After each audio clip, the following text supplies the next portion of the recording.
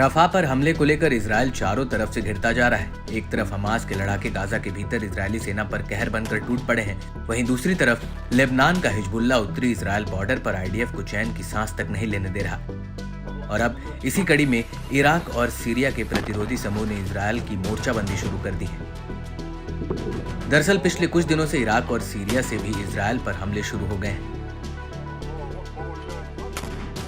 और इसी कड़ी में 23 मई 2024 को इराक के प्रतिरोधी समूह ने इजराइल पर 2 बड़े आत्मघाती ड्रोन से हमला किया था। अपने इस हमले को लेकर प्रतिरोधी समूह ने कहा था कि उसने ये ड्रोन इजराइल के कब्जे वाले फिलिस्तीन के अल रशरश पर किया है, जिसे मौजूदा समय में एयलेट के नाम से जाना जाता है। अब इसी हमले को लेकर इजराइल से एक बड़ी खबर आई है। दरअसल इजरायली सेना का कहना है कि उसके एक लड़ाकू जेट ने एयलेट की खाड़ी में 2 संदिग्ध हवाई टारगेट्स को इंटरसेप्ट किया है। वहीं हेब्रू मीडिया ने इसको लेकर कहा है कि ये दोनों ही टारगेट इजराइल के एयलेट की तरफ बढ़ रहे थे, जिनका पता चलते ही एयर डिफेंस सिस्टम आयरन डोम ने तुरंत जवाबी हमला करते हुए इन टारगेट्स को हवा में ही मार गिराया। इजराइल के चैनल 14 ने अपनी एक रिपोर्ट में कहा कि एयलेट के आसमान में तेज धमाकों की आवाज सुनी गई है, जो आयरन डोम की जवाबी कार्रवाई से हुई है। वहीं इजरायली सेना ने अपने बयान में कहा है कि ये दोनों ही ड्रोन्स पूर्वी दिशा की तरफ से आ रहे थे, जिन्हें लड़ाकू जेट्स ने मार गिराया था। हालांकि इन हमलों को लेकर हवाई हमले के सायरन नहीं बजे, चूंकि इन संदिग्ध ड्रोन्स को इजराइल के बाहर ही मार गिराया था।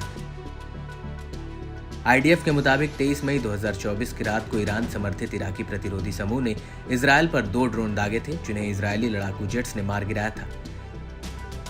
आईडीएफ का कहना है कि दोनों ड्रोन्स को 23 मई की रात को ही मार गिराया था, जबकि 23 मई 2024 की सुबह इजरायली जेट्स ने एक और ड्रोन को मार गिराया था, जो पूर्वी दिशा से उत्तरी इजराइल की तरफ बढ़ रहा था।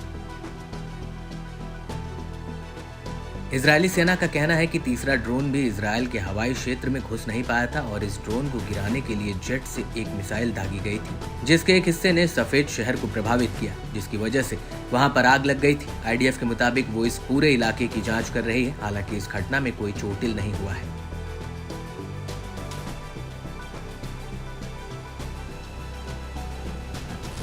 वहीं दूसरी तरफ ड्रोन को मार गिराए जाने के बाद इराकी प्रतिरोधी समूह ने इस हमले की जिम्मेदारी ली थी और कहा था कि उसने हाइफा बंदरगाह पर एक ड्रोन फायर किया है। आपको बता दें कि इससे पहले 20 मई 2024 को प्रतिरोधी समूह ने 3 ड्रोन और एक सार 4.5 क्लास मिसाइल इजराइल पर दागी थी, जिन्हें इजरायली एयरफोर्स के जेट्स ने इंटरसेप्ट करके मार गिराया था।